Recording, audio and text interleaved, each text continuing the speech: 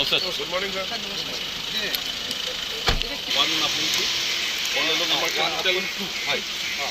ইয়াতে স্যার এই sorry 2.8 kilometre sir জিওটি board এবার প্রভিজন স্যার 2.8 কিলোমিটার আমি আগতে যিমান কৰিছিলো আগতেও কৰিছিলো আগতে না এটো কৰা নাই এটো ডিসটেনশন কি কৰিলে আৰু কিমান থাকিব মানে sir approximately 30 kilometre road sir so এবাৰ যদি আমি 4.2 দেখিয়ে লাগিব এতিয়া আমাৰ এটো দুটা আমাৰ দুটা নে তিনটা আছে কি এনেকে যে দেখিছে স্যাৰ তলত দুটা ওপৰত এটোটো আমি এটো পাইলট কৰিলো হয় না আমাৰ দুটাই এনাফ নে একচুয়ালি এটা দুটা এনাফ এটা এনাফ তুমি কেতিয়া অৰ্ডাৰ দিলো কক ঠিকাদাৰ কিউসি কেতিয়া দিলে তোমালোকক ফেব্ৰুৱাৰী কে মাহ হ'ল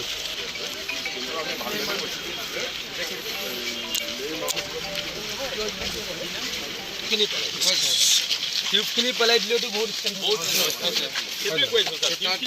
মাটিখিনি পাছত হ'লেও হ'ব মাটিখিনিতো এবছৰ নহয়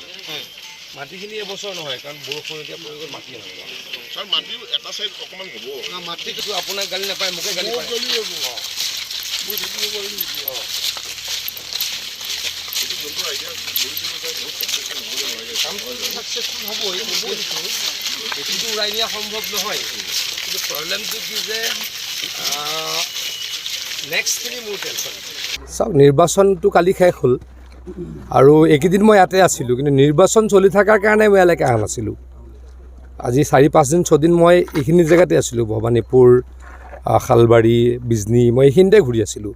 কিন্তু যিহেতু ইলেকশ্যনৰ নিয়ম আছিলে এইকাৰণে মই অহা নাছিলোঁ কিন্তু এতিয়াও মই অৰ্ডাৰ কৰিব নোৱাৰোঁ কাম চাব পাৰোঁ যিহেতু 4 মে'লৈকে আমি 4 জুনলৈকে আমি অৰ্ডাৰ কৰিব নোৱাৰোঁ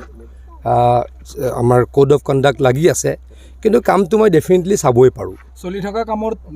কাম মই চাবই পাৰোঁ সম্পূৰ্ণ হ'ব লাগে কাৰণ এইটো বানপানীৰ লগত ৰিলেটেড আৰু এই মথাউৰিটো প্ৰত্যেক বছৰে ভাঙে গতিকে দীৰ্ঘম্যাদী এটা পৰিকল্পনা লৈছোঁ হয়তো এইবাৰে কমপ্লিট নহ'ব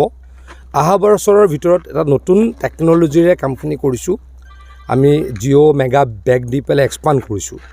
য'ত মথাউৰিটো আছে তাৰ ছেম এমাউণ্টৰ ইমান বহল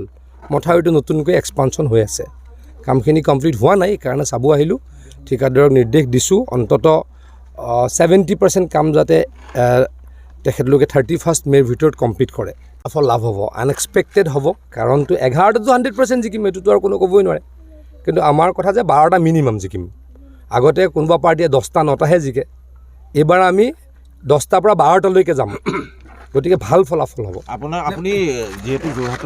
যোৰহাটত ভালকৈ জিকিম আপোনালোকে ইয়াতে বহি থাকি যোৰহাট কংগ্ৰেছে জিকিব বুলি ভাবে আপোনালোকে না যোৰহাট গৈছে না দেখিছে ফেচবুকত দেখিছে কেইটামান লাইক বেছি দেখিছে কেইটামান শ্বেয়াৰ বেছি দেখিছে আৰু গোটেইকেইটা যোৰহাটৰ বাহিৰৰ ল'ৰা ছোৱালী যোৰহাটৰ পৰিৱেশটো বেলেগ যোৰহাটত আমি 100% জিকিম